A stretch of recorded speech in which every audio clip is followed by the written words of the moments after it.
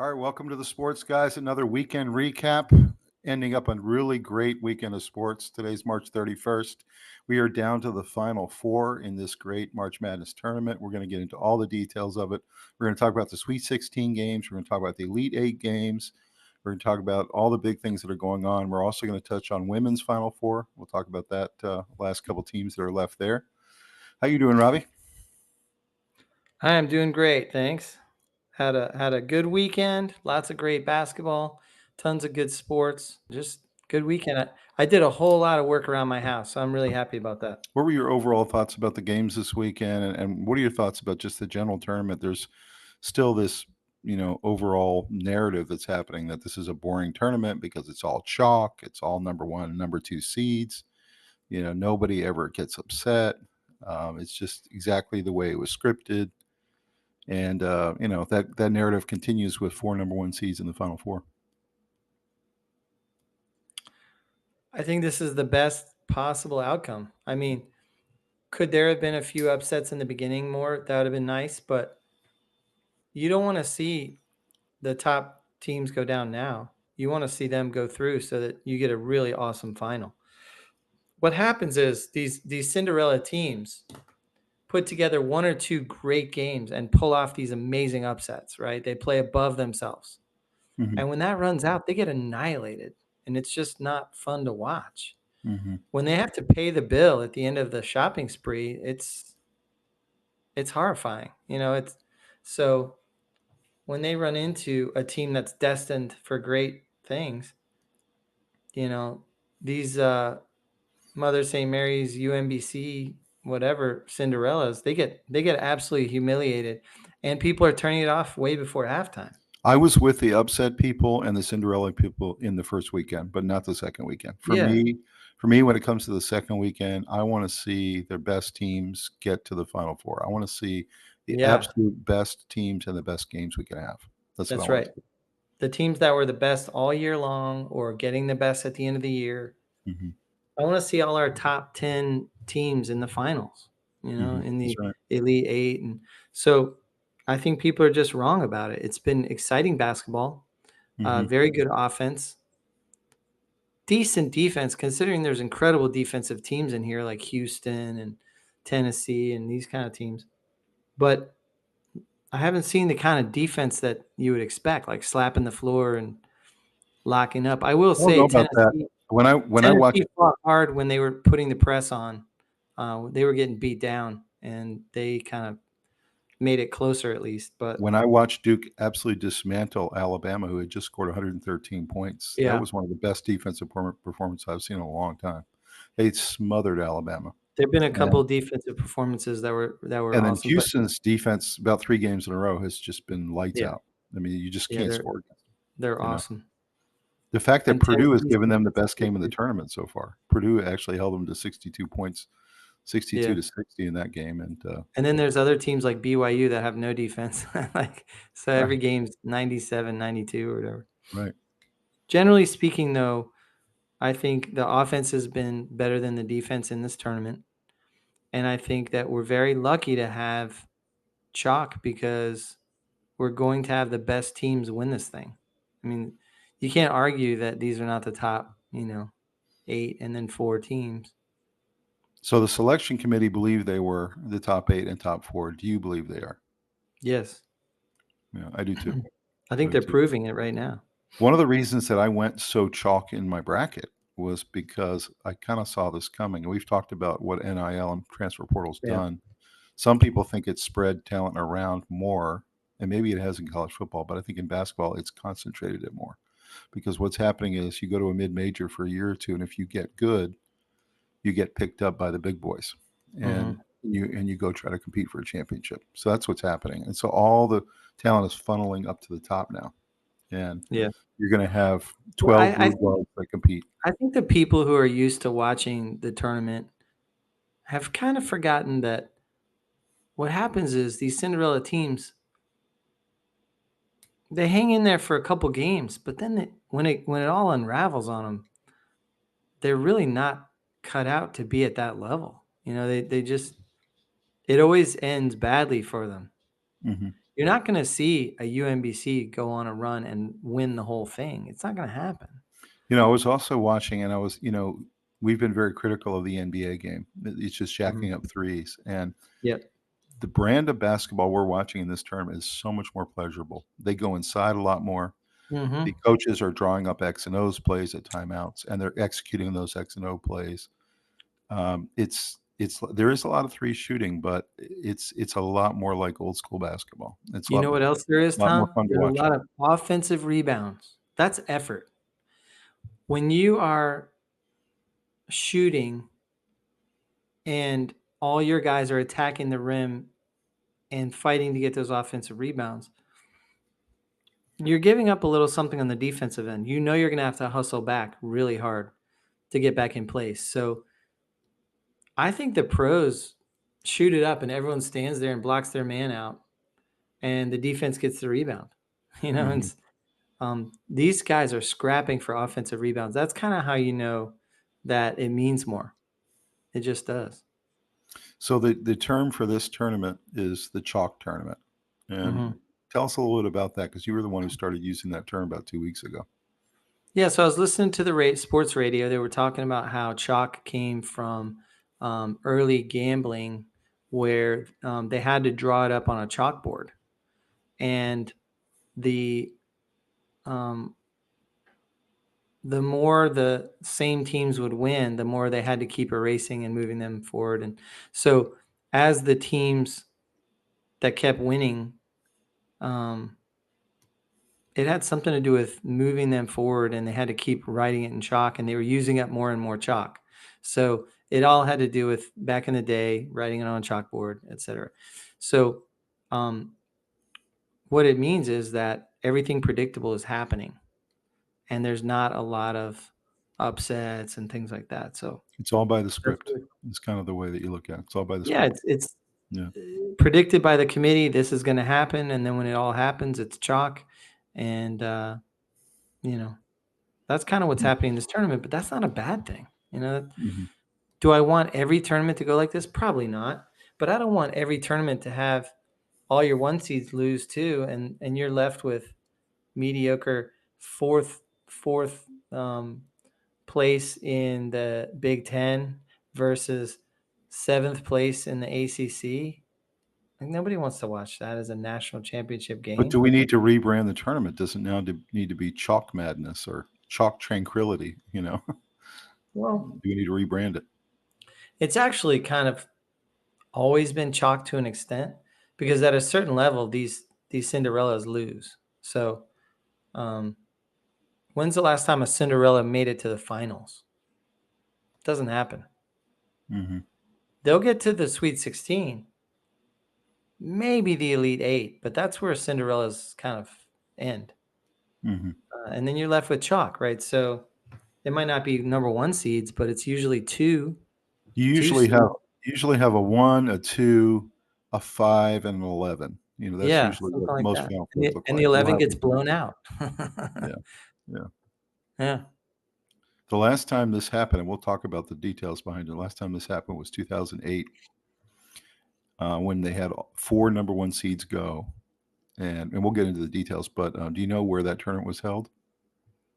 That Final Four? San Antonio. San Antonio, Texas. Nice. How crazy is that? They've had 2 chalk tournaments in San Antonio. Love it. It's going to have good TV ratings. Yeah, I'm looking forward to both games. I think they're going to be really good. The ones on Saturday, and then we'll have the final on Monday. So, people think because there's not a lot of talk at the water cooler that there's not a lot of jazz around the games, but they're going to have good ratings. You'll see. Absolutely. So did want to quickly show you my new shirt. You can see here, I got the new Sports Guyz logo, and wanted to just tell you guys to be looking out here in the next couple of weeks. We're going to have a way for you guys to order some of our merch. So be looking out for that announcement here very soon about how you can order some of our Sports Guyz merch. So look forward to it. By the way, while we're talking about that, if you have any ideas out there on Sports Guyz merch ideas, let us know. I want it to be kind of sports related stuff and things like that. So, but think about it. Yeah, we got shirts and hats and all that. But if there's something really cool, koozies or mouse pads, pens, tell us what you guys think. Yeah. We'd love to hear it from you guys, what you would like to see. All right, let's go take a look. Roll. All right, well, let's take a minute to hear from our sponsors. That is Jersey Mike's. Really happy to introduce them again. Jersey Mike's is, in my opinion, the greatest sub shop in the area. Rob, what do you like about Jersey Mike's? I love the food there. They have an incredible selection, freshest ingredients. Always have a nice staff taking care of us. I always get my steak sub. It's amazing. And I try to have one every single time I have a podcast. I don't always work it out, but that's my goal because I love it so much. It gets me in such a good mood. I've been going to Jersey Mike's for a long time, and I always used to go with a bigger variety because they have so many amazing choices. But I've really kind of narrowed it down to my number 17. Yeah, it's fantastic. And I've tried it a couple times. Last time I got the 17. Although last night I went and I got the 13, which is my favorite, which is the original Italian. And I got the grand size, which, as I've told you before, gives me 2 meals. I can eat half of it and then eat half the next day. So, man, it was so delicious. And I just get really excited when I get to go to Jersey Mike's. It's a sub above. I completely agree. It's a sub above. So, guys, go to your local Jersey Mike's store or go to jerseymikes.com. You can actually have it delivered to your home, or you can use, obviously, Uber Eats or DoorDash. Go get a great sub tonight, and we'll see you You'll next be time. so glad you did. We'll see you next time. All right, this is our weekend recap, March 31st, down to the Final Four. You see the Sweet 16 participants there on the left, almost all chalk, Robbie. Lots of really great teams this year. I think if you like really great basketball, you've seen it. I mean, these have been really good games for the most part. And then now you're down to the 4 number 1 seeds, Auburn, Florida, Duke, and Houston, all really good teams, all deserving of possibly winning the whole thing. It's pretty amazing to see a tournament where all 4 of these teams could win it. And nobody would be shocked if they do. Obviously, I picked Florida over Alabama. My other entrant is out because Duke absolutely dismantled them. But what are your thoughts just generally about this Sweet 16 and this Final Four matchups? Well, I'm not really in the prediction business too much, but I did say Florida against Duke in the finals. And the reason I felt like that was the case is I felt like Auburn kind of sputtered a tiny bit at the end. So I think that they have some weaknesses, but I think the 2 best teams are Florida and Duke. But I do think that the Final Four, this is an awesome Final Four. I mean, these teams are loaded. Talent, NBA players all over the place, well coached. Really well coached. That's one thing I Yeah. noticed right away is all 4 of these coaches are excellent. Yep. And that really does make a difference in college basketball. And each team has multiple impact players, not just a star, but multiple impact players. All of these teams have bench players that come in and score 10 to 15 points a game. It's pretty impressive. These are the best teams in college basketball. There's no question. And they really were kind of maybe 16 out of the top 20 teams in college basketball. We got almost all the top 16. So it's been an excellent tournament if you like great basketball, for sure. What do you think of these old school logos? Auburn, Duke, Florida, and Houston. These were the old school, like 2 or 3 generations ago. I think we've come a long way. Kind of cool, marketing, though, right? I think we've come a long way in marketing. But it's interesting to watch or to glance back on how these schools would brand themselves, 50, 100 years ago, whatever it was, 30 years ago. Most of these logos were from the 70s and 80s. So, yeah. Yeah, you can see kind of where they were, but a lot of work needed to be done. For sure. I kind of like the Houston one, though. That's kind of fearsome. I kind of don't like the Auburn one. Yeah, it's not real fearsome. Florida's pretty cool. Kind of cool to look at.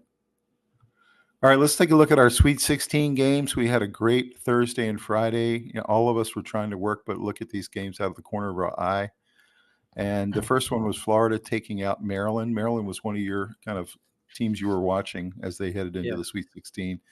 And they got dismantled by Florida in the end. It was actually a pretty good game most of the game. And then Florida just kind of took over down the stretch. And the other thing I noticed was they hit all their free throws. They just piled up their free throws those last 5 minutes.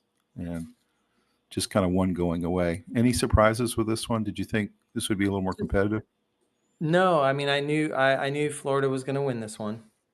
This was where I had Maryland exiting, but I was very impressed with Maryland throughout the tournament. Hmm. You know, Maryland, Derek Queen had 27 points.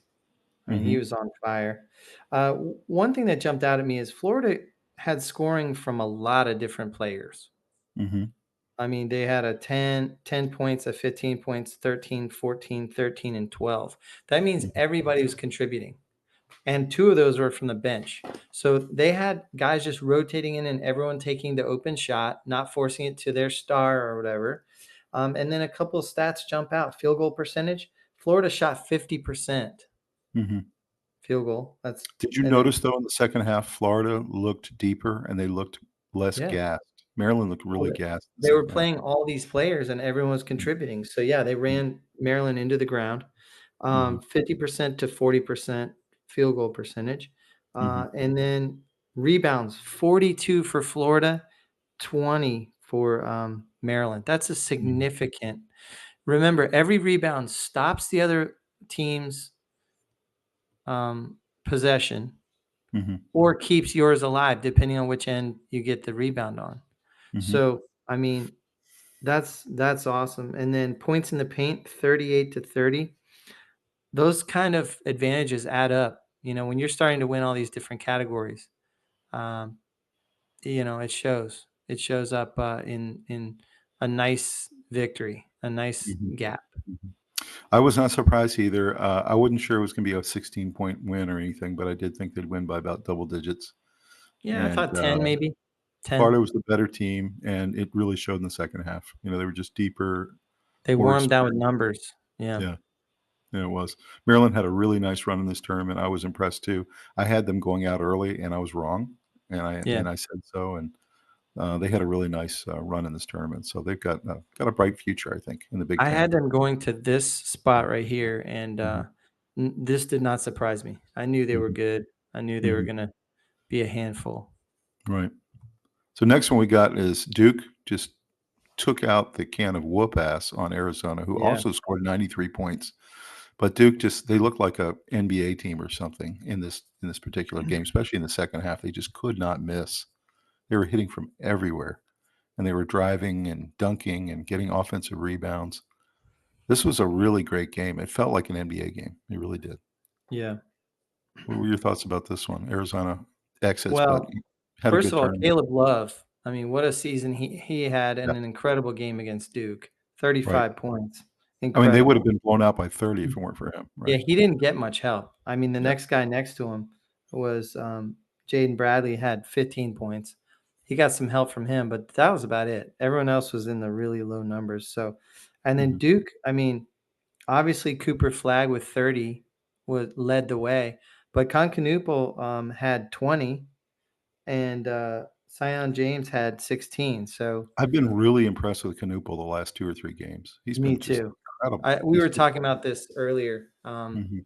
How he does all the little things, especially Mhm. I noticed it in particular in the last game to get to the Mhm. Final Four. Mhm. Um, we can talk about that in a little bit, but Concanoople is so important to the success of this team.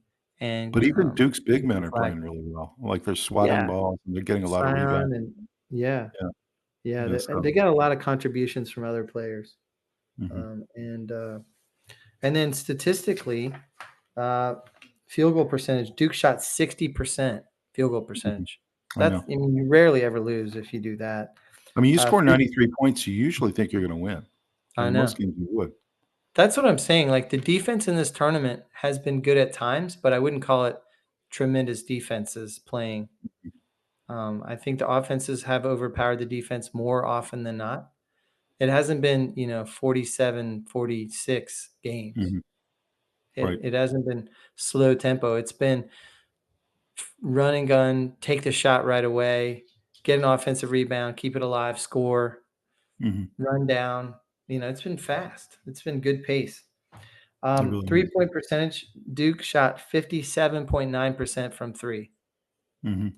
and that's incredible. So It is. uh, they won the assist category, and they won points in the paint 42 to 30. Duke had the advantage. So Mhm. several pieces of the game pointed to Duke, and pretty much just Caleb Love pointed to Arizona. So You had to be impressed with Arizona in this tournament, though. I mean, they had a nice run and they played I think well. the way they used Caleb Love was fantastic. It gave them a chance to win every game. They had a nice squad. It was good role players and a superstar, and but I don't think that gets you all the way through and winning the final. So And he was not intimidated at all by Duke no, because of his Carolina days. So no, yeah, he wanted a piece of Duke, and it was obvious. this was a great But game. I watched he it and it just was a didn't lot have of enough fun. help with him. This was for a basketball fan. This was a fantastic game. Yeah, I A lot of fun agree. to That watch. was good. Next one was Alabama just destroys BYU. You talked about them not having any defense. Yeah, And I don't think I've ever seen a college team hit so many threes as Alabama. this All three this of was their my guards point. were just This has bombing. been more standard for this tournament is that kind of a score, like an NBA score. They were just bombing out the entire game. It was Yeah, crazy. All three yeah, guards were just had career days, and yeah. Mark Sears, of course, is their best player, and Sears had he was 34 points. he was unconscious in this game. Yeah, he was awesome. And this right here, after this game, I was starting to feel good about my Alabama knocking Duke out in the Elite Eight pick because Mm. even though Duke can really score, I was like, you know what? This may be the one team that can stop Duke and the one team that can score with them. And of course, we'll talk about it on the next slide, but that did not happen Mm. for many reasons. So, but any I knew thoughts about Alabama's? I knew BYU was gonna be able to score on Alabama, but I also knew they weren't gonna be able to stop Alabama. So I knew I kind of thought Alabama was gonna. We've been kind of watching BYU out of the corner of our eye for the last couple of weeks, including in their conference tournament. And they were scoring a lot of points and they were winning games 92-88. And you kind of thought to yourself, well, that's not going to work in the tournament because they're going to run up against an Alabama. Well, And, I'll tell you this: and that's what happened. this game right here, BYU was scoring in the paint big time, and interior shooting, and Alabama was bombing threes. So Alabama was they took 51 threes. Mm-hmm. 51 threes. Insane. They hit Absolutely. 25 of them. So they Yeah. shot 49% from three. That's unbelievable. Which is And fantastic. and then look at the converse. BYU scored 50 points in the paint, and Alabama Mhm. scored 16. Mhm.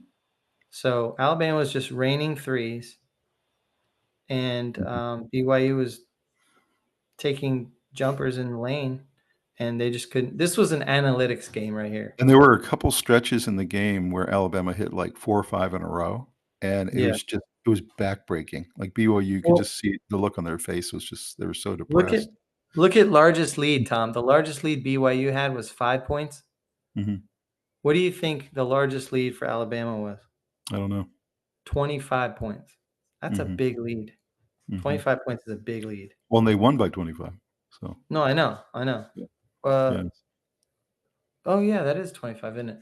I was Mhm. thinking it tightened a little toward the end, but it didn't. Mhm. Yeah, 25. That was their big they finished going away basically. That's So right.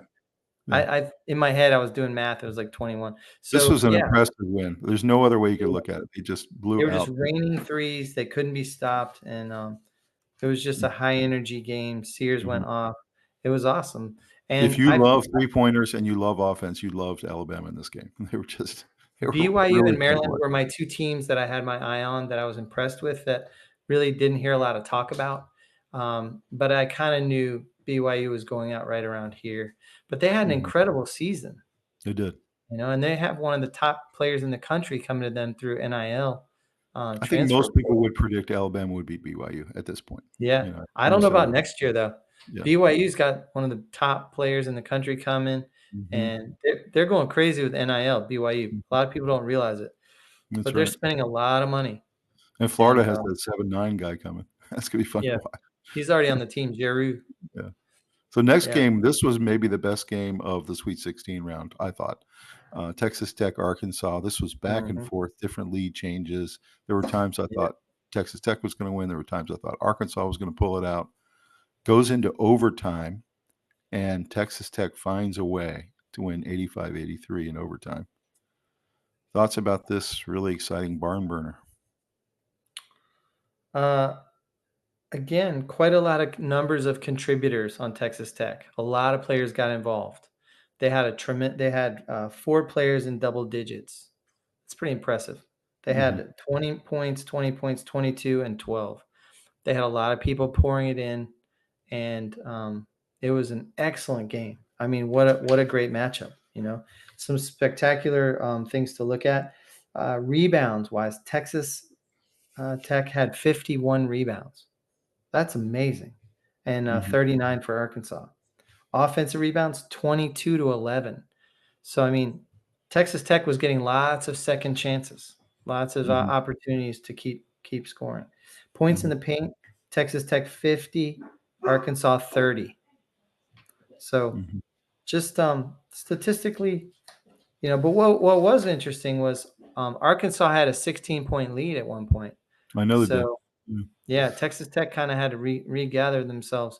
Arkansas Calipari talked about that in the post-game press conference, Yeah. how disappointed he was that they weren't able to hold that big lead. And I had bought into, after he did the number on St. John's, I said, I think they may be on a Final Four run here as a number 10 seed. And I really bought into him. I really thought they'd win this game. And Texas Tech is just gutty and has a really strong roster, and they just found a way to get it done. Well, their goal was to close the gap at halftime and then put on the pressure, and then they got it back to tied, and then they went into overtime, and they just got it done. That's right. Very this was gutsy performance. Really excellent game. I really enjoyed this one. It was a lot of fun. When it goes to overtime like that, two really good teams. But I always look at rebounding because to me, that's effort, especially offensive rebounding. Defensive rebounding is like technique, and offensive rebounding to me is about attitude and effort. That's and when right. a team is winning the offensive rebound battle, they are trying harder than the other team most of the time. It's not always true, but it's a good little indicator. It's one of your markers. And, Texas Tech, they wanted it. You just got to tip your hat. It was a great game. Both teams could have won, and Texas Tech got it done. That's right. So next game, Michigan's big run comes to an end. They had won the Big Ten tournament. I had them going out relatively early in this tournament, but they just kept winning. Finally got to this spot against Auburn, who is the number 1 overall seed in the tournament. And Auburn definitely in the second half showed who was the better team. I mean, it wasn't even close. Yep. And just kind of tore them apart in the second half with all the depth that they have and all the great players. Thoughts about this one?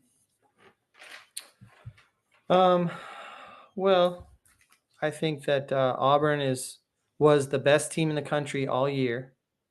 Michigan had a really nice season, and they kept it close till halftime. And then it just slowly the wheels came off, Absolutely agreed. Yeah, there were some really big moments in the second half where Auburn was able to get some big offensive rebounds and putbacks and stickbacks. And those were very disheartening for Michigan because Michigan has a lot of depth and height. 2 centers and a couple really tall power forwards. And so you thought that Auburn couldn't get those kind of offensive rebounds, but they did. They were real scrappy inside. So, you have to tip your hat to Auburn. They were the better team in this one. Yeah, they're playing more like a team together again after their mini meltdown at the end of the season where they lost 3 out of their last 4 or whatever.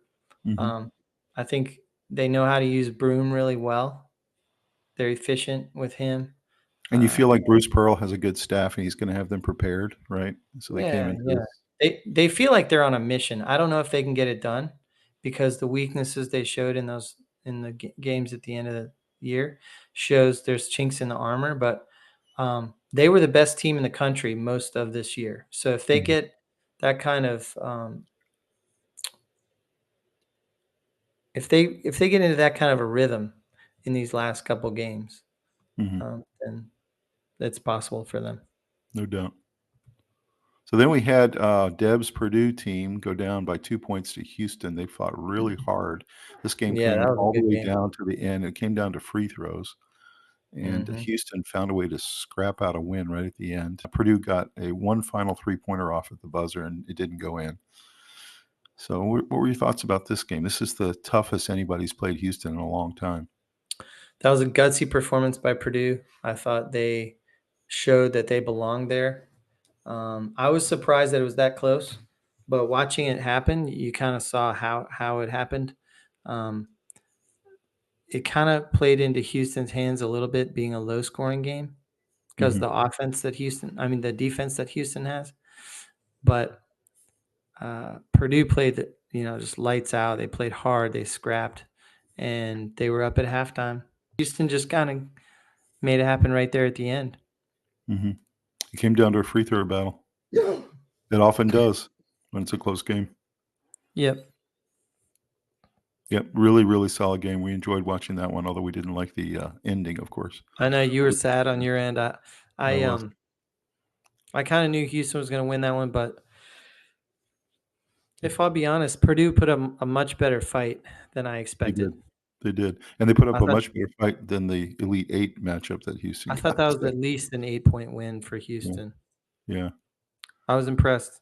This next game was also really close, and surprisingly so. This was Michigan State Ole Miss.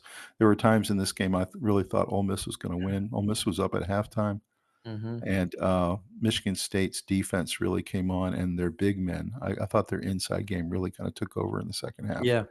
and they showed their physicality and found a way to gut out a really solid basketball game, Hmm. with a really good team. Ole Miss had been playing really well. Yeah, and Ole Miss's coach, Beard, he does a fantastic job. He does. He does. This Um, was, kind of 2 Hall of Fame coaches going at it. yeah, It's fun to watch. I will say college basketball has some really good coaches right now. You think they've all retired, but there's Mhm. the next generation is showing themselves. And did you notice all the good coaches' teams are in it? They're all in Yeah, the Sweet 16. no, that's So, right. yeah, yeah. Yeah, I agree with that, and Chris Beard is one of those guys that anybody would love to have, Yes. and Izzo is just an absolute legend, Hmm. There's so still they some were legends alive in this tournament. I mean, you got Izzo, well, not alive as of the Final Four, but you know, Sweet 16. You had Patino against Calipari. You had, I mean, Mhm. that there's some good old school coaches still left, and then you add in the Chris Beards and some of these guys. I don't really consider uh, the Auburn coach. Um, what I forgot his name. I Bruce don't Pearl. consider I don't consider Bruce Pearl to be old school, but Mhm. he's been around a little bit. I mean, he went to the Final Four He's in getting a little longer in 2019. the tooth now. I mean, he's not one Yeah, of the he's kind younger of the young guys. older statesman now that the Mhm. Krzyzewskis and those guys have all retired. But there's the Chris Beard younger generation, and then there's the Bruce Pearl. It's Um, been real interesting to watch this tournament, to watch it by conference. So, coming into the Sweet 16, the Big Ten had a bunch of teams, and in this particular round, they lost almost all of their teams. Maryland goes down, Michigan goes down, Purdue goes down, all in this round, and Michigan State's the only one who advanced. And mhm. it was kind of surprising to see just one Big Ten team get to the Final 8, and Mm, it's just been surprising to watch, and watching some of the SEC teams as they continue on. mhm, So last game here in the Sweet 16 round was Tennessee, Kentucky. There's a huge rivalry. These two teams do not like each other. They're bordering states. Kentucky, of course, has Mark Pope, and they've been making a resurgence under him. And then Tennessee has been good for a while now, a couple of years in a row. They've been really solid. And they just kind of took Kentucky apart in the first half, had a really nice lead, and then held on for dear life at the end. mhm. So, what were your thoughts about this game? Uh, I think Tennessee's defense was very impressive in this game. I know that Kentucky wasn't shooting very well, but I will say that a lot of that was because they were getting harassed. Tennessee's defense looked like one of the best in the country in this game, And they are. and they are, and Yeah, that's exactly who they are. That's their identity, right. uh, and I think they did a really nice job of just getting that lead and just protecting it, and then just kind of. I mean, winning by 13 in this tournament is pretty significant. I So think if you looked in most people's brackets, they wouldn't have Kentucky getting this far, but if they did, they would have had them losing to Tennessee right here. So I think this is not yeah, that surprising, you know. yeah, that's right. Tennessee's a better team. But, Kentucky had a really nice season, and I think They they're had on an the up. amazing season. Yeah, yeah. And their roster, they've said that probably doesn't have one NBA player on it. Yeah, they're So they're back on that's the upswing as a program, which is nice to see. yeah, they have a deeper program now instead of the one and done constant rotation of kids that are coming and going all the time. That's right. So, what a great round. Mhm. Overall thoughts about Sweet 16 as we closed it out? Just the cream is rising to the top. The top coaches are advancing for the most part. Um, I don't know. It just feels like this tournament is on a really good track. I love it. I don't understand the criticisms, to be honest with you, I but love it too. I I mean, I really enjoyed understand it. the criticisms. I don't agree with it. Is the way I would say it. So, the first Final Four bound team, Duke. So, this is just a look at them as they were celebrating after their Elite Eight game. Fun to Mm. see Knuppel and Cooper Flagg and all the tall guys all enjoying their time. So Duke being the only ACC team left, it's kind of fun to see them actually get through. Yeah. So looking at the Elite Eight, you had Texas Tech finally go down to Florida. They were Mhm. actually leading a lot of portions of this game, both in the first half and the second half. But in the end, in both halves, Florida was just a little bit better and were able to hit their free throws down the stretch. What were your Yeah, thoughts Texas about? Tech missed its free throws. They gave up a bunch of Right. 1-and-1s. If they had hit those, it would have been a different finish to the game. Didn't it feel I'm like not there was saying an Florida upset? wouldn't have won, but I am saying that the ending would have been different. Didn't it feel like there was an upset sitting there to be had, and they didn't get it? It felt Yeah, like they it were felt like really right Texas there. Tech under many circumstances could have won that game somehow, even though I think Florida's the better team. Mhm. Yeah, it But felt that Florida way. hung on and were fortunate, and they're the better team, and they were lucky. So you know that's not a good recipe if you're trying to pull an upset. I was watching social media during a lot of the Elite Eight games. We were sitting there watching, and we were actually eating popcorn. And Mm. a lot of the Florida Gator fans were really nervous in this game. Like they really thought they were going to get knocked off. They were. One of them was saying, "Chewing my nails." Another one was saying, "I'm pacing." Like they really didn't like how Texas Tech was so tough with them. It was just a really, really solid game. Yeah, I So mean, I don't know if this is a harbinger of Florida having trouble in the Final Four or not. I guess we'll find out. they're But scrappy. I don't know. I mean, a bunch of different teams had trouble advancing. I think Texas Um, Tech is just tough in the tournament. I mean, we know that at Virginia yeah, in 2019 yeah, we played them in the final. They're just tough. yeah. They were in the final. I mean, that's a good program now. It is. The next one was Duke, Alabama. This one was maybe the most shocking game of the whole tournament. I watched a team dismantle a team that is a really good offensive team and make them very ordinary. And they Hmm. did it by doing something really interesting. They positioned four Duke players out at the 3-point line, all of them being taller by a couple of inches than their opponent. And then they Hmm. had one center sit in the middle of the lane in case anybody drove, which Mark Sears and the other guys tried to do every time they would get locked out of their 3-pointers that they're used to taking.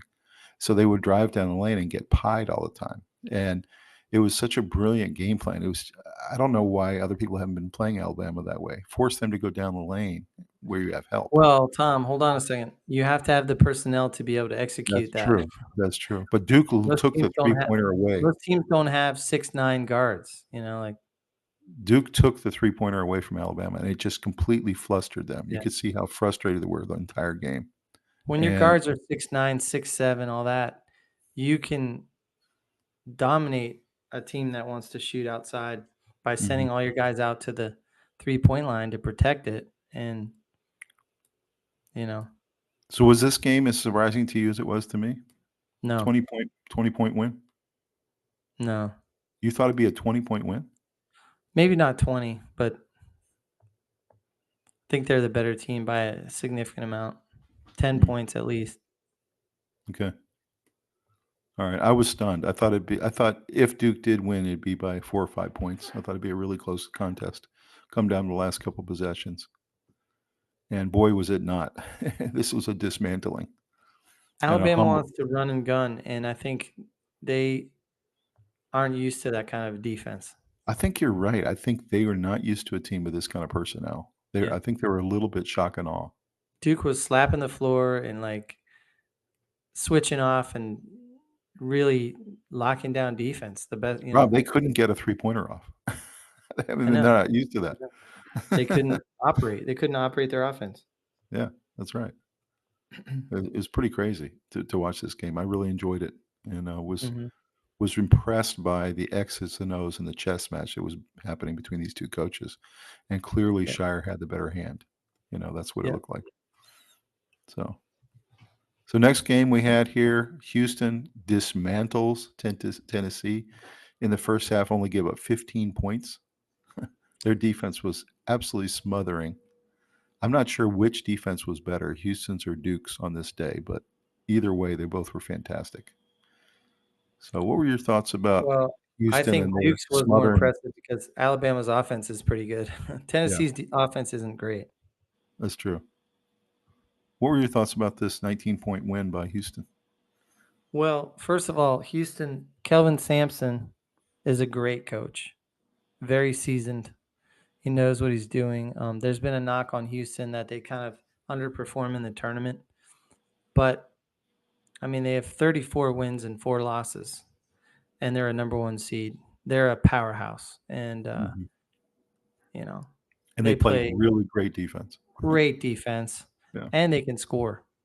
Mhm. So they're a nightmare team to match up against. You're going to see them in the Final Four because it's Mhm. real hard to knock them off. That's right. That's right. This was just a super, super impressive win. One of the Yeah, most impressive of the whole tournament. And Tennessee's a Tennessee really, looked really like good team. they couldn't. Tennessee looked like they couldn't operate their offense. They couldn't. You're Yeah, absolutely right. One of the analysts after the game, it was Kenny Smith, said that of all the games in the tournament, this was the one where he watched the Tennessee guards and they couldn't beat their guy off the dribble the whole game. yeah. And when you can't beat your guy off the dribble and you're shooting badly, you just have no chance. You can't get to the rack. I will tell you And that with Tennessee down 34-15 at halftime, it felt like it was over, and I mhm, was very impressed with the fight they had. yeah, Tennessee came out and went into full court press and hmm, all kinds of stuff that made Houston a little uncomfortable. There were a true. lot more throwing the ball away, tipped balls, Hmm. lots and lots of uh, moments where the pressure was getting to Houston a little bit. They And just got in too big a hole. every Yeah. time Tennessee would do something like steal the ball and go score, Hmm. Houston would come down and hit a three. Hmm. So like they would always answer every time Tennessee tried to get something rolling, and Houston kept stopping the momentum swing towards Tennessee. It was kind of Hmm. wild to watch. Yeah, that's true. Although they Houston, just got themselves in too big a hole to get back. But you're right. The second right? half was much more impressive by them. But they put up a great fight in the second half, and Hmm. Houston. It took everything Houston had to keep putting down the rebellion, so to speak. I mean, Hmm. they Houston was very strong-minded because they finished them off, even though they Well, kept showing signs of life. all I can say is this Houston Duke matchup that's coming. It feels like two trains that are headed right towards each other. I don't know what's going to happen. It's gonna be really fun to watch, I think. For All right, sure. so last game here was the final Big Ten team goes down. No Big Ten teams left in the Final Four. This was another great game. Auburn holds on to a 6-point win, 70-64.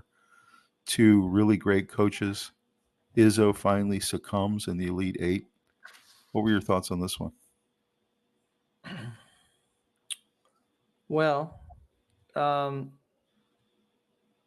I kind of saw this one coming. I felt like Michigan State had run as far as it could go.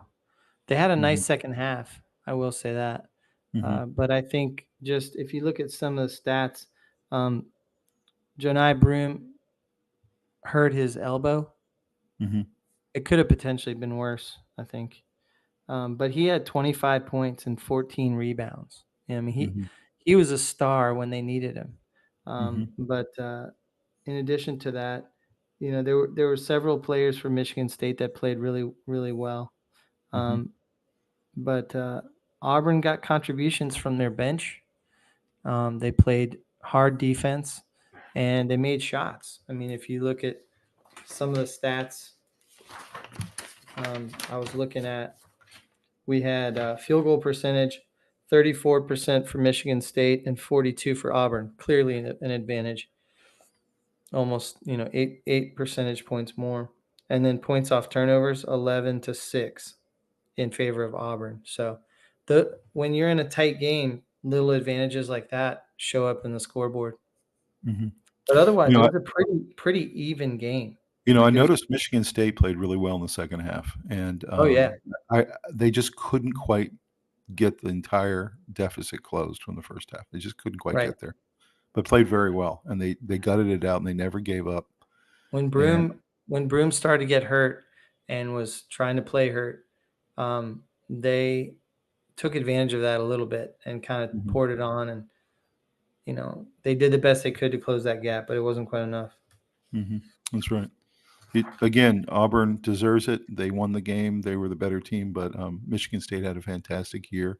And really, Michigan State, Tennessee, and Alabama, all the number twos, and Texas Tech, all four of these teams can be proud. They really had great seasons and just came up short. Oh, yeah. I know it's really hard. It was kind of difficult to watch all these guys as they lost and as the time ticked down. You see all these guys crying in their towels, and just how much that hurts when you work all year for this and you want so badly to go to the Final Four and you come up one game short. That's just tough. Yeah. But that's part of the deal, right? Madness. Part of the deal. So let's look at the men's Final Four. The Final Four best players available that are still in the tournament. LJ Cryer from Houston. Mm-hmm. He's their best player, although they have a really nice roster. They have a lot of really good players. Yeah. All these teams do. Walter Clayton Jr. from Florida, same thing. Florida. He was awesome. Florida apparently has 5 NBA prospects on it. So he is fantastic, but there are a couple other guys that are really good too. But Walter Clayton Jr. from Florida. Of course, Cooper Flagg from Duke also has a team with really great players on it. And then, of course, Johnny Broome from Auburn. So any thoughts on these 4 finalists in terms of the best players in the Final Four? I mean, this is an incredible tournament because the stars are there. Mm-hmm. The stars are still alive. We're going to get the pleasure of getting to watch these guys play, possibly in the finals.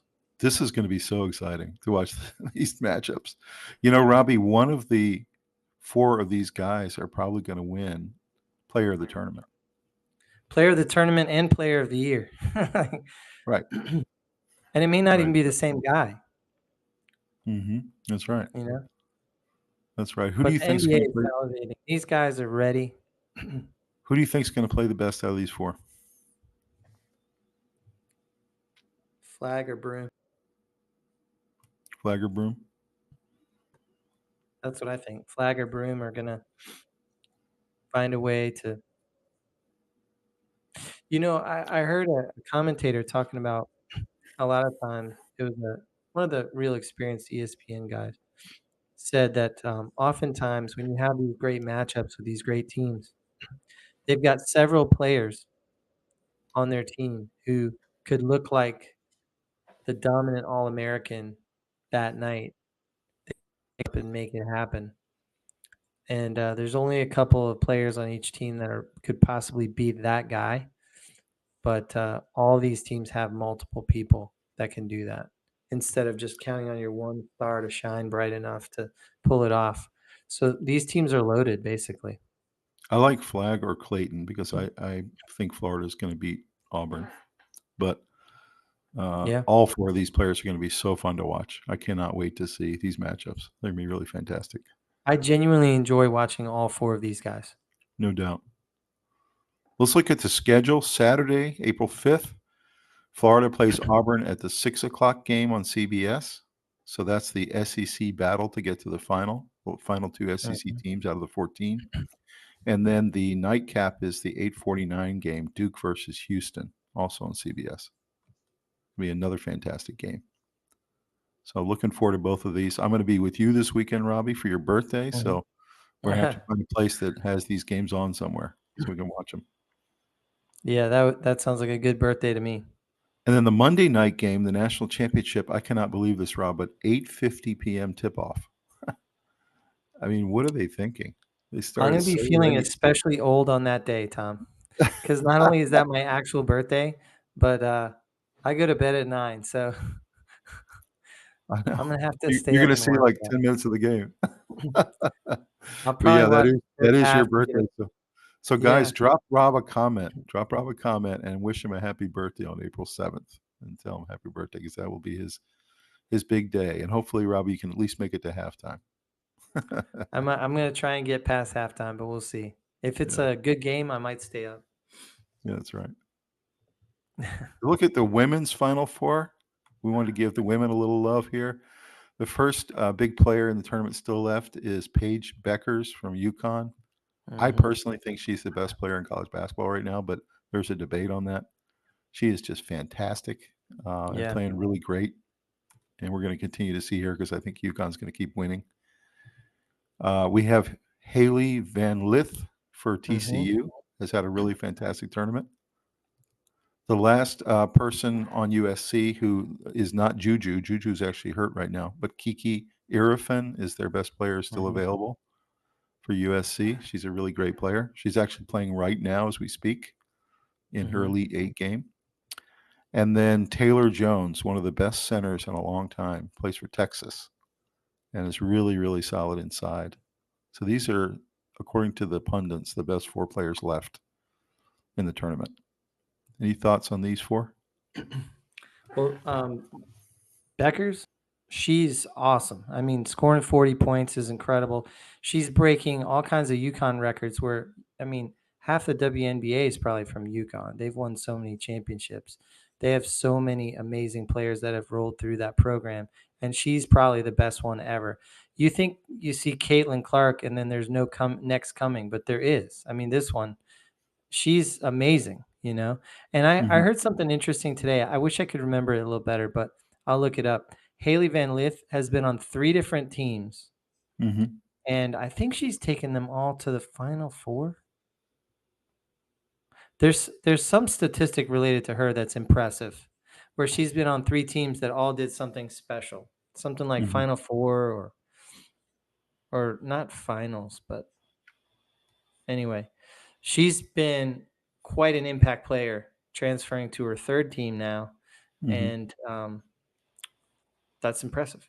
And It is. then Kiki, she's a great player, and Taylor Jones, nice to see the centers. So a lot of good talent in women's basketball this year, Mm-hmm. and I've Do you gotten to think it watch hurts the them. tournament? I think it hurts the tournament that we don't get Juju since she's hurt right now, and she Yeah, everyone wanted provide to that see 1-2 punch for USC. everyone wanted to see Juju against Paige, um, and that matchup would be legendary. Mm-hmm. Because you only get that kind of a matchup once in a while. We actually had that recently with Caitlin Clark, Yeah. Angel Reese, Mm-hmm. and so. But when's the last time it happened before that? It's been a little Mm-hmm. while.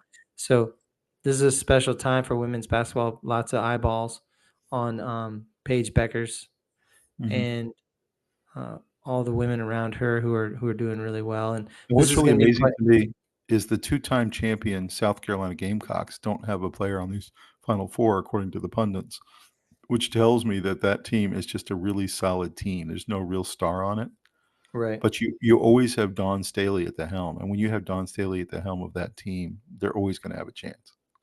Like they're always there. They've won 2 straight national championships, and Right. they're back in the contention again. And they just knocked Duke off. So I don't know. We'll see what happens, but it's interesting to me that none of the South Carolina players get much credence in terms of being the top 4 or 5 players. Well, they put so many women in the WNBA over the last 2-3 years that I think it's almost a rebuild for them, but they're still really good. So And yet they're still there in the Final Four. right, that's how It's good the crazy. It's a program's rebuild. rolling. Yeah, Yeah, it's a rebuild. yeah, it's crazy. So here's the schedule, what it looks like. Tonight, they're playing right now Texas and TCU. Texas has a 17-point lead deep in the second half.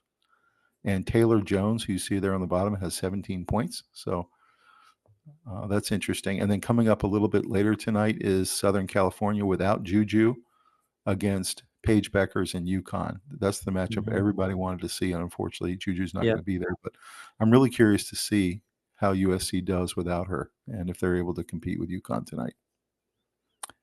And then in terms of the games last night, South Carolina, as I mentioned, knocked off Duke in a really tight, nail-biting defensive game, 54-50. There's not a lot of scoring in that game. And then UCLA goes on to the Final Four by knocking off LSU, and LSU was a really powerful team this year too. So any thoughts about these women's games, both yesterday and today? Just really good, fantastic basketball. The level has really elevated. I think the WNBA really helps these ladies shoot for something in basketball and really helps them reach higher than they ever have before. So, you think you see one Caitlin Clark and that'll be the end of it, but it's not right. They just keep getting better. They keep getting more talented, more It's exciting athletic. to see. It's exciting to see so many more good players, at this higher level. It's good basketball, It is. It is. So the Final Four for them, they're going to be on alternating nights, which I think is really smart. They're going to be Friday night in Tampa. You're going to have two of the games happen that night, and then their final will be on Sunday. So it's alternating. So the men's games will be Saturday, Monday, and the women's games will be Friday, Sunday. So if you love basketball and want to watch both, you have the opportunity to do so. And that final game will be Sunday at 3 p.m. on ABC. So there you go, and that'll be in Tampa. So final thoughts on the women's tournament? I just think it's coming down to a really nice finish with great players, great teams, compelling storylines, and should be exciting matchups, honestly. Think about these Elite Eight. You're starting to see the same thing in women's basketball that you're seeing in men's. You're seeing a concentration in these big programs. You've got South Carolina, Duke. You got UCLA, LSU. Both of them are always there. You have Texas, TCU, and you have USC, UConn. And all the concentration in these big programs. So any thoughts that there might be some similarities there with the men? Yeah, I'm not sure. There might be a little something to it, where if you're a star female player, you might want to go somewhere where the men's teams are performing well. No, I don't know. what I mean is you're seeing the blue bloods in men's college basketball get all the good players, and you're seeing the blue bloods in women's college basketball get all the good players. But how much NIL's in the women's game? I don't really know. The blue bloods are getting talent in the men's because of NIL money. Well, Caitlin Clark made $1 million her senior year at Iowa, so there is some NIL money for sure. No, there is, but I'm saying the average female isn't getting that much NIL money. Right. So I don't know. I just see the concentrated talent happening in both men's and women's in the big conferences and in the big teams. Yeah. So, but maybe maybe that's what people want. Maybe that's maybe what people men's want. and women's are concentrating for different reasons. No, that's true. Yeah, I think that's right. You're going to go to a good program with good coaching, good facilities, lots of opportunity, right? Although I will say women's now has a nice track towards WNBA. Basketball can be a career. So yeah, absolutely. Most of these women will be in the WNBA. Yeah, for sure. So you want to go to the big programs so you get seen. So looking at some of the March Madness memes, this first one, NIL and transfer portal has killed college competition. It appears we have 4 number 1 seeds advanced to the Final Four. This has only happened twice previously. We also have seen far less upsets than normal. With NIL and transfer portal, there's a greater draw for better players to join bigger schools and bigger programs, leading to less competition. Things are very chalky. It's very unfortunate. So this is that narrative I was talking to you about. Do you feel like most people feel this way, or do you feel like most people are shrugging and loving this tournament? I don't know about most people. I think there is an element of, man, I want to see some surprises. But at the same time, you're telling me that 4 number 1s going into the Final Four isn't exciting? I mean, I think it's more compelling than some storyline about some Catholic school no one's heard of making it in and getting slaughtered. I mean, it sets up some great games, and so I'm one of those who's shrugging it off and saying I'm loving it. And not only that, but you get the superstars playing against each other. But it's not that I'm not recognizing that things are getting chalkier in both Yeah, basketball and football. There's no I question think that's I happening. think so We're too. and we're acknowledging it. It is happening. College football as well. The money's pouring into the football programs, and then it's funneling down to other programs like basketball at major Mhm. schools. That's right. And so, if you're a bettor, I would start taking more favorites because that's what's happening. Yeah. So next one is, this is interesting. John Shire is only the third person in NCAA history to both coach and play in a Final Four at his alma mater. That's Hmm. kind of a cool stat. I'm the third one It ever is. to do it with Yeah. Duke or with his alma mater. So what do you think about Shire? Has he been more impressive as a coach than you thought he would be? Yes. Me too. Yeah. I thought by now they'd be sort of dropping. Because I remember when we started this podcast a while ago, you said you thought that he might have 1 or 2 years with Coach K's recruits, but then they would fade. That's what I thought. Not only has that not happened, but they're starting to get, like, they got the twins coming in next year. I He's mean, got he's got recruiting down now, and yeah. he's really good at recruiting. I didn't really realize he understands what he needs. You know, Mhm. he's thinking now I need a 6'8" power forward who's really good at rebounding, and then he'll go out and get I need a 6'5" guard who's really good at defense. And they seem to like to play for him, so, which is an Yeah, important thing. he knows how to build a roster really well, Mhm.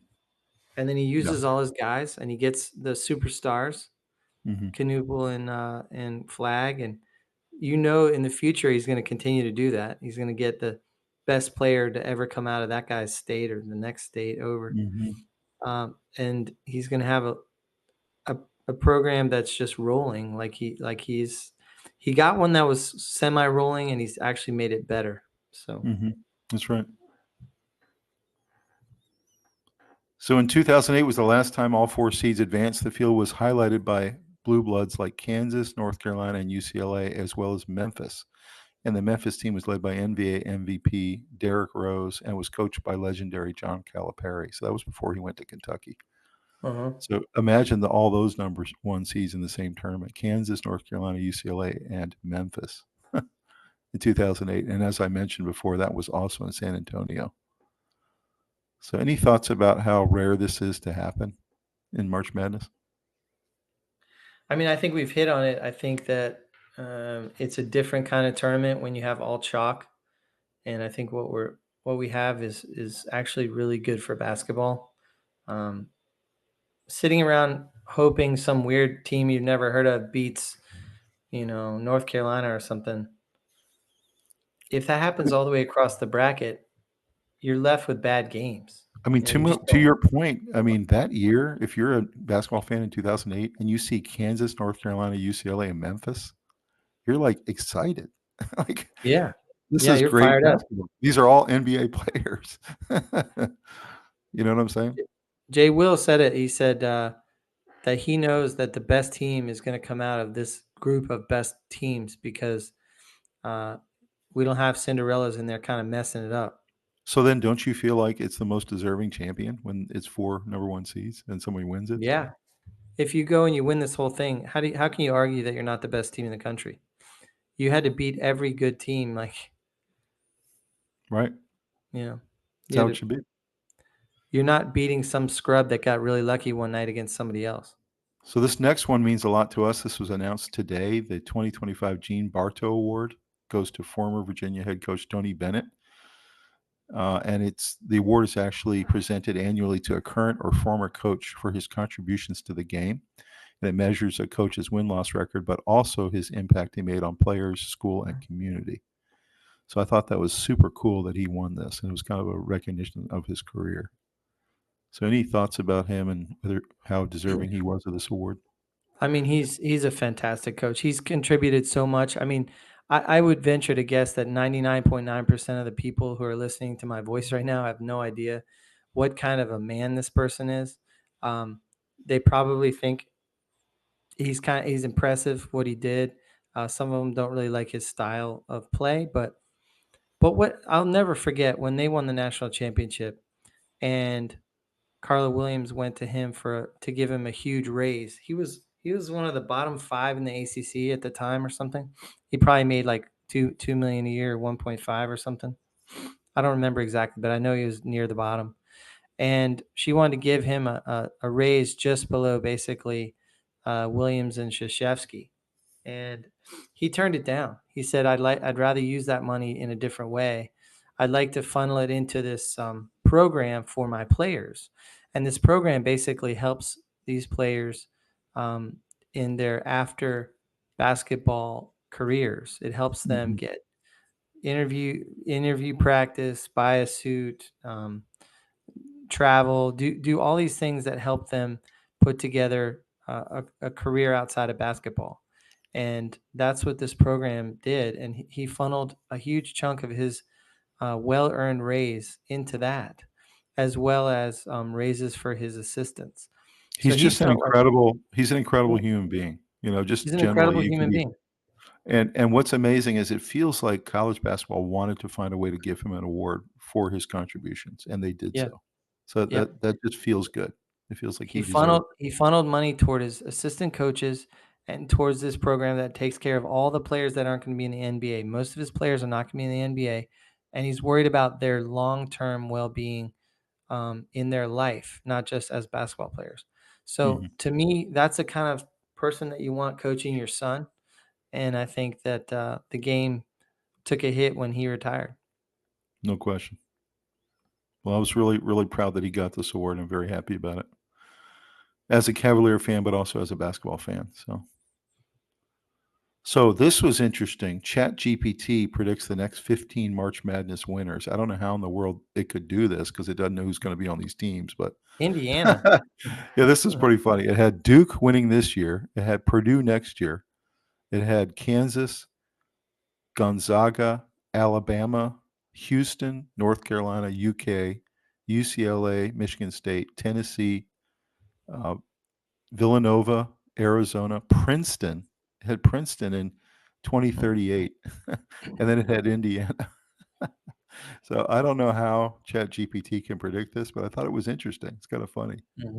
What do you think about that? I mean, I don't know. It's probably going to be wildly off. It might be right this year, though. Might be the only one it gets. Purdue next year? I'm going to kind of hold this on my phone and see in about 10 years. I think it would be interesting to watch how many of these are right. Yeah. I think it might get Duke right this year. Probably a couple of them. That's it. Or Florida. We'll see. The Princeton one, I don't know about that. I'm not sure Princeton could ever really win the whole thing. Maybe. They love the athletes. Unlikely. This was interesting. We talked a little bit about this last week, but mid-major coaches on the move. We had Odom going to Virginia, McCollum going to Iowa, Bill Wade going to NC State, and then just announced this week, Nico Medved is going to Minnesota, another mid-major. So you're seeing these guys very similar to the players come up through the mid-major ranks, do really well, get their kids in the tournament, and then get hired by the bigger programs. So it looks like this is the trend for how they're going to funnel, coaching talent along with talent from the coaches and players. Coaches and players are going to follow the same track. That's right. In fact, some players are going to go with their coaches. So.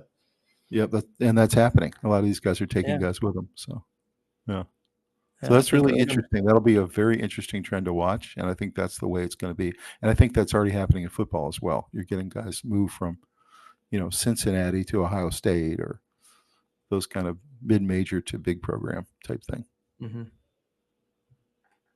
So we had our Major League Baseball kickoff this weekend. So here's some of the highlights coming from that. The Brewers are in serious trouble. They started 0-3, and they were getting absolutely shelled. And this is when, their fans were really, really optimistic about this year. Of course, these are way too early reactions because it's only 3 games. It's a little early. But that's an interesting highlight that came from the Milwaukee Sentinel. Brewers are in serious trouble.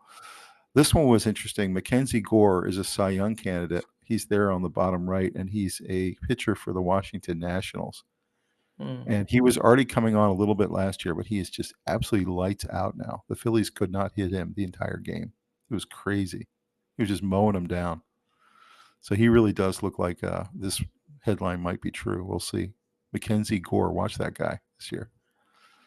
So the Yankees are cheating with these bats, right?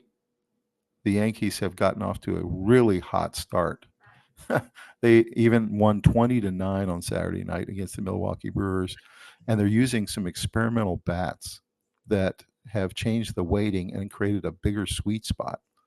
It used to be the sweet spot was about 1.5 inches by 1.5 inches, and now it's 3 inches by 3 inches. Mm-hmm. And what's happening is the Yankees are hitting about twice the home runs they usually do. And people are wondering, is it because of these experimental bats? Is that what's doing it, or are they just hitting well? So there's apparently a lot of investigation going into the first 3 games of the Yankees scoring all these runs and hitting all these home runs. They hit another 4 home runs yesterday on Sunday. So what are your thoughts about this? Is this something baseball should look into? Is it something that, Baseball's already looking into it. They by spec it follows all the rules. They might have to adjust the rules, but I think a lot of teams are going to use them in the near future, maybe by next year or later this year. But they used them some last year as well, and they did in their first several games. The ones using those bats did crank a bunch of home runs. So Rob, they had 9 home runs Saturday night. I know, but I'm talking about not 9 all the home runs. players use those bats. I know. So I know. the ones who did though were hitting home runs. So it's worth looking at. Does it give them an unfair advantage? They asked one of the second basemen who hit one to left field, and he said, "Yeah, I barely had to touch it; it was gone." And I think he probably regretted saying that later after the game. But they're going to have to look at this, or what they'll have to do is make this bat available to all teams. Then it's Well, fair. I'm sure it is available to all teams, and I'm Yeah, sure they're all about to copy it. yeah, So I think it's just sort of like juicing the ball. It's juicing the bat, yeah, yeah. That's right. more offense. So, do you think MLB is going to step in, or this is what they want? Maybe they want No, I 9 think home this run is what games. they want. Therefore, I think everyone's going to start using them. Yeah. So we might see scoring go up this year. Yeah. What you're saying. And when you have a lot of great hitters already, and if they barely have to touch it, Yeah. this is going to be. I'm going to be watching this all season to see how this bat comes out. It'll be fun to Yeah. watch. The Dodgers will set a single season record for wins. They're talking about they may hit as many as 120 wins this year.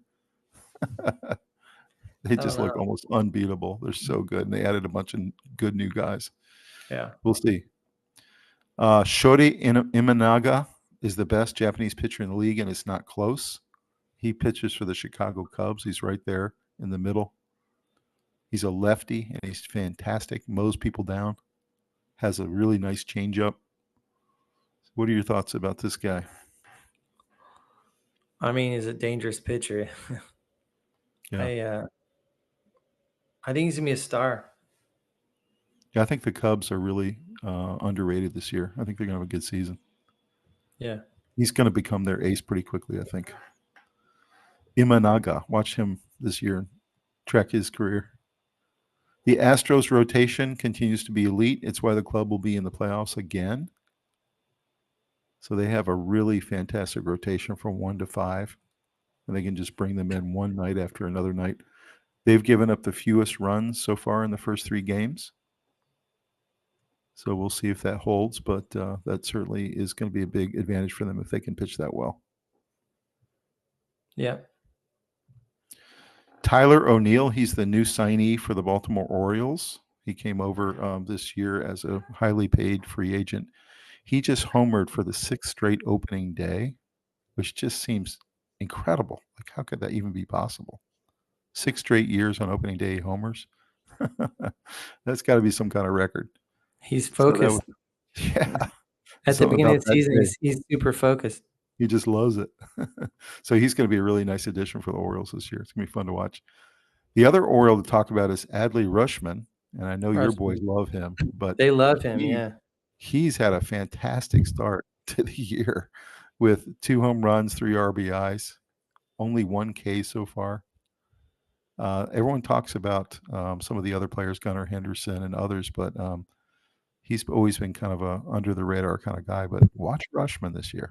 He may be a really solid player, maybe one of the better all-stars in the American League. Yeah.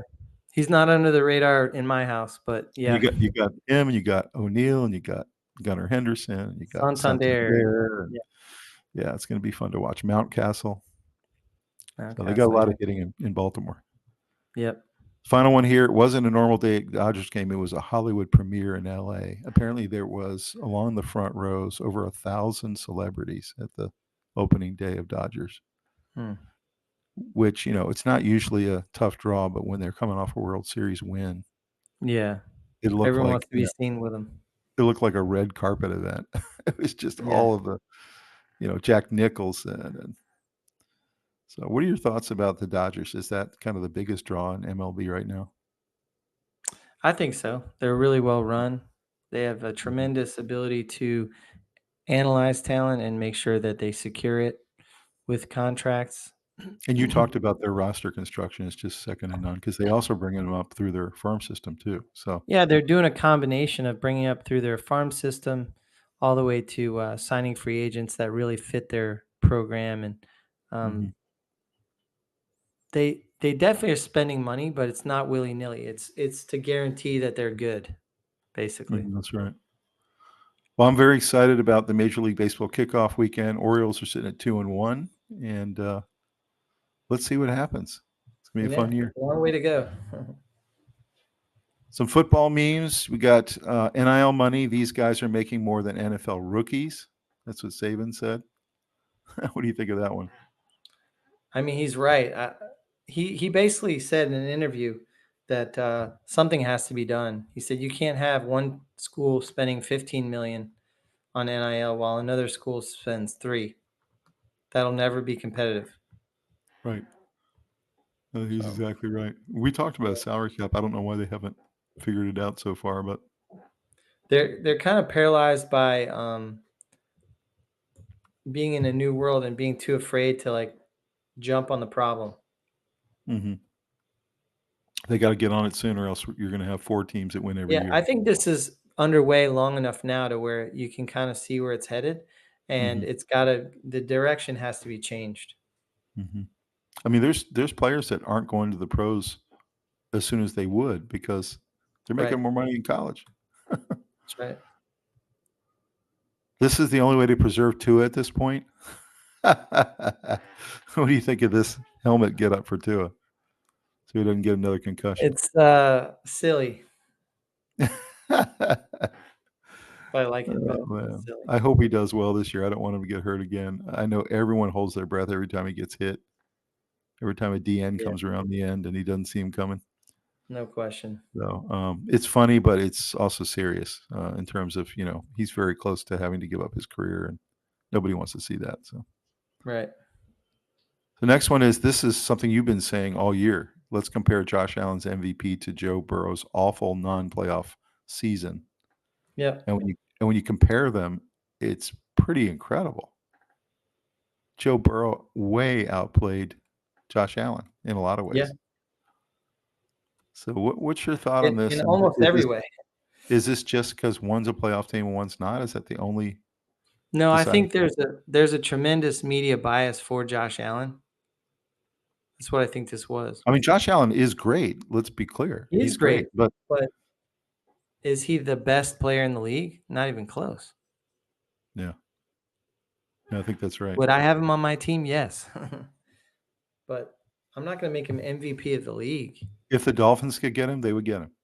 Yes. Yeah, no doubt. Now, I think this was really stunning to me to see this. It's incredible. I mean, I know Burrow has better receivers. There's no doubt about that. But it's not just that. He's a better quarterback. Yeah. I think this is kind of showing that, I think. Joe Burrow. So this was interesting. The last 4 years of wide receiver classes, you have 2021, you got Chase, Waddle, Smith, Tony, and Bateman. 2022, you got Smith and Jigba, Johnston, Zay Flowers, Jordan Addison, and Jonathan Mingo. 2022, London, Wilson, Olave, Williams, and Dotson. And then 2024, of course, we talked about this class, Harrison, Neighbors, Adunze, Thomas, and Worthy. So what do you think out of these 4 classes? What's the best wide receiver class, do you think? Probably 21. You think 21? 21 or 24. I think those are clearly the best two. I'm not sure which one's the best. I think demonstrated value right now, probably 21, but Probably. long-term value, probably 24. The others have potential, you know. If you look at the end of 10 years, it's probably going to be 24, I think. We'll have the better careers. Maybe. We'll see. We'll see. It's interesting, though. So, college football coaches with the most to prove in 2025, Billy Napier of Florida. He's got a really nice program there, but he needs to produce. Hugh Freeze, Lincoln Riley, Brent Venables. You notice all these guys have really great programs and were hired for big dollars and kind of were disappointing last year. So that's why they're all most approved. Luke Fickell at Wisconsin, Kalen DeBoer at Alabama, Mike Norvell. How in the world he's still the coach of Florida State, I'll never understand. I don't know. Dabo Sweeney. Sweeney's finally starting to get some linemen in the portal. James Franklin at Penn State. They keep saying he can't win the big one. And then Brian Kelly, who came with lots of notoriety to LSU but hasn't done much. So are you in agreement with these 10? Are these the guys on the hottest seats in college football and could be fired if they don't produce? I think so. I don't think James Franklin's on the hot seat, but well, it's just because they're expecting so much and he doesn't produce in the big games, you know. Yeah, I don't know, maybe. Yeah. They're all good coaches. Do you think you'll see 4 or 5 of these guys fired at the end of the year if they don't get into the college football playoff? I think so because too. These are good teams and good programs that are in good divisions that are going to be ruthless, and some of these guys are going to have losing records again. Mm-hmm. Yeah, absolutely agreed. It's going to be hard. These are the hottest seats in football for sure. I think Norvell's probably the hottest. Yeah. They said they didn't cut him because his contract would be such a huge buyout. They basically couldn't afford the buyout. Yep. So that's basically the only reason he's there. But you know, he's probably the most likely to get fired. But I think a couple of these guys are in trouble if they don't produce. Lincoln Riley, you know, they're not going to accept 6 and 5 every year. Venables at USC. Venables is in huge trouble. Yeah. Almost got fired last year. So Kalen DeBoer, of course, he's got to get that team into the playoff every year. Mm-hmm. That's the expectation. So we shall see. So we have 2 subscriber challenges for today. Drop us a comment on this first one. Who do you think is the greatest running back of all time? We've talked about the quarterback one being Tom Brady with a couple of other guys following behind, but who is your GOAT at running back? Drop us a comment. This is subscriber challenge 1. Robbie, I'll let you choose this one first. Who's your top running back of all time? Yeah, that's hard. I know it's hard. Let's talk it through. So Jim Brown, clearly the best of his era, right? I might say Jim Brown because he was the most physically dominant. Walter Payton was the best in the 80s. I mean, I think if you go back and watch film on Jim Brown, you can't believe what you're watching. Yeah. But he wasn't playing against very good athletes. So that's true. It kind of takes a little bit away. So I'd say he was the best of his era. Peyton was the best in the 80s. Best in the 90s was Barry Sanders. I don't think it's any question. I don't put Adrian Peterson or Emmitt Smith in the same category as Barry Sanders. If you just watch him play. Dickerson, I think, had the greatest season ever. Yeah. With the 2,100 yards, but I don't put his career as a GOAT status or anything like that. And I don't put Bo Jackson or LaDainian in that GOAT status either. So Bo Jackson didn't do it for long enough, but I think he would be in there. I would narrow it down to 3 if it were me. I'd narrow it to 3. It'd be Jim Brown, Walter Payton, and Barry Sanders. Those are my final 3. I think that's good. Yeah. And I'd pick Barry Sanders. I think he was just the most elusive, explosive, shifty running back we've ever seen. And could have been even more dominant if he played longer. So I'd say Barry Sanders. What do you think, Robbie?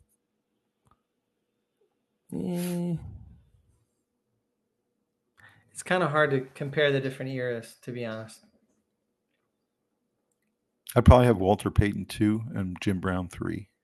So only because of Jim Brown and the era that he played in. I mean, he was playing against a bunch of guys who had second jobs and things. No disrespect. It's just, he wasn't playing against a lot of professional guys. So. Yeah. So you're going with Jim Brown? Could be Barry Sanders. Okay. I don't know. There's a lot of good ones right there. All right, guys, drop us a comment. We'll look forward to what you guys say. We'll read them off on our next episode. So our next subscriber challenge, which coach will get their first title? It's really interesting. All 4 Final Four coaches, Kelvin Sampson, Bruce Pearl, Todd Golden, and John Shire, all 4 have never won the title. And you see the title there on the left side, the trophy they all want very badly. So drop us a comment, guys, on who you think is going to win the national title this weekend and who's going to get their first championship as a coach. So that's subscriber challenge number 2. And I'll go first this time. I still am sticking with Todd Golden and the Florida Gators. I still think they're the best team. So I'm going to stick with them. Same for you. Okay. All right. So we both say Todd Golden. You guys drop us a comment. Tell us who you think. All right, Robbie, before I hand it over to you for the mailbag, man, I wanted to demonstrate this photo here because I know you were a big LeBron and Dwayne Wade fan when you were living down in Florida at the time. So LeBron and Luka recreated that. I was definitely a Wade fan. They recreated this epic pick that was done by LeBron and Dwayne Wade in the Heat days when they were winning 2 titles. And it's pretty cool that Luka and LeBron were able to recreate this with them both looking away when LeBron was dunking. Yeah. So it was pretty cool, huh? Yeah, I like that. I like that too. I'll hand it over to you, man. All right. So let's see. There was a couple of news items this week. Deion Sanders signed a 5-year, $54 million deal to become the highest paid coach in the Big 12 and return to Colorado. I saw that. So that was surprising because I thought for sure he was a goner. In addition to that, baseball started this week, which was nice. And a lot of storylines are just starting there. So let's keep an eye out for that. Mm-hmm. And your boys love baseball. Your boys love baseball, so it's really kind of cool to go on a ride with them, you know? Yeah. Alexander Ovechkin is 5 goals away from the great Wayne Gretzky. Mm-hmm. That is a very significant milestone. I think he's going to do it. I think he's going to do it too. Mm-hmm. And last piece of news, Taylor Jenkins, head coach of the Memphis Grizzlies, got fired. Mm-hmm. And he was 44-29 with 9 games left in the season, and they are going to the playoffs. And they were a 5th seed, I guess. They were just unhappy with the way he was running the team, even though it was winning. So that's unusual. There must have been some kind of inside scoop there that we don't know about. There had to have been. Well, I heard that they wanted to run it with more free-flowing offense, and it started to lose a little. So he started running plays.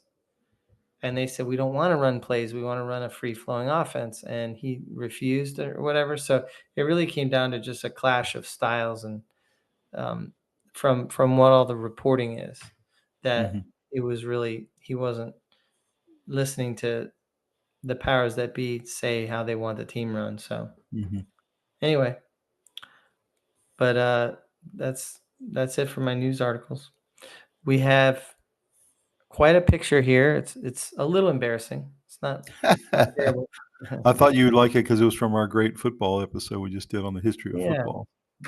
That was cool. Speaking of football, I've got some mailbag from that. I've got some from the basketball last one we did and the football history of football.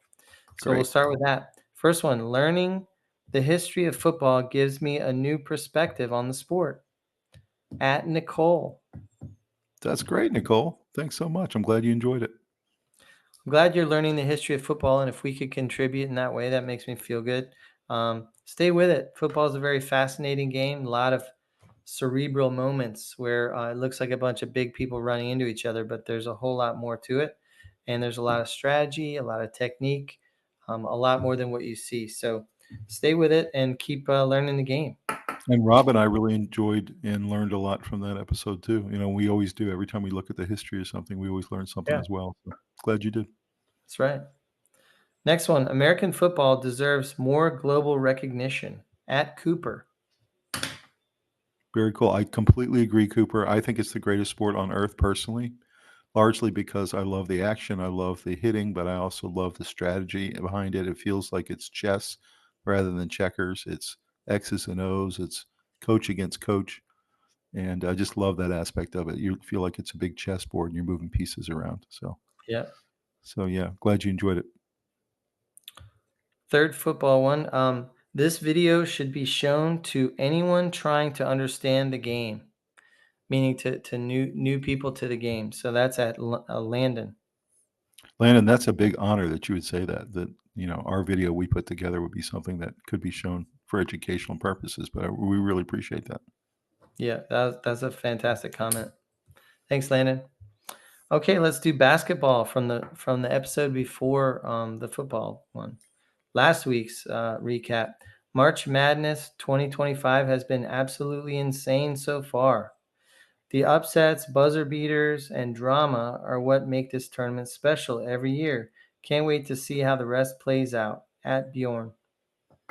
That's cool. Thanks, Bjorn. Yeah, we're excited too, and we've been enjoying every minute of it. It's been a lot of fun, real exciting, and we got the 4 number ones to see for the weekend. So we'll see what happens. Yeah, I mean, it may not be as wild and crazy and madness as usual, but there have been some compelling upsets. There's one last second shot, and so there's been a lot of excitement in this tournament. There's been moments where number ones look like they're going down and they have to fight their way back. I mean, that doesn't show up in the stat sheets, but it's significantly enjoyable basketball to watch when the pressure's on and somebody's down by 3 or 4.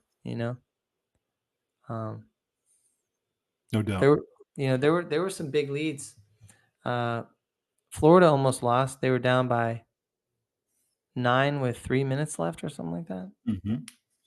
Several teams were losing. I mean, Auburn was down for a while. Yeah. So it wasn't as predictable as it looks like it was. Okay. Next one, bracket busted, but I'm still loving the madness. At Berthold. You know what's funny, Robbie, about that comment, and thanks for that comment. But I think that the madness this year has been in reverse. Everyone chose so many upsets in their brackets Yeah. that their brackets really are busted because they didn't go chalk, and Yeah. everyone's just sad because they're looking at a decimated bracket because they were choosing. They thought some mid majors would get there. No doubt. So yeah, we feel your pain, man. It went very chalky this year. Yeah. And that is the mailbag. Fantastic. Thanks for all the comments, guys. All right, Robbie. Well, final thoughts, man, on this big weekend coming up. Final Four. Lots of things going on. Baseball. We got the women's Final Four as well. We're heading towards the NFL draft in 2 weeks. It's just Hockey's getting good. Hockey's cooking. Yeah, I'm really excited about the basketball matchups. These chalk number ones are really bringing teams full of talented players, which is really exciting. You're not counting on one superstar to score 45 and everyone else gets 2. Great matchups, really well coached. The Final Four is going to be awesome. Very excited about that. Got my eye on other things. Baseball just starting, and lots of good stuff going on there with some of the good teams are separating in a big way. So this is just an awesome time of year. I know Vegas is going crazy and a lot of good sports. I'm excited. It's a birthday weekend where I'm going to have my eye on sports all weekend and just excited for the big Final Four, but also all the other things too. And we got an NFL draft in a couple weeks, and then we have NHL and NBA playoffs are not that far away. They're coming very quickly. So. NCAA baseball is going.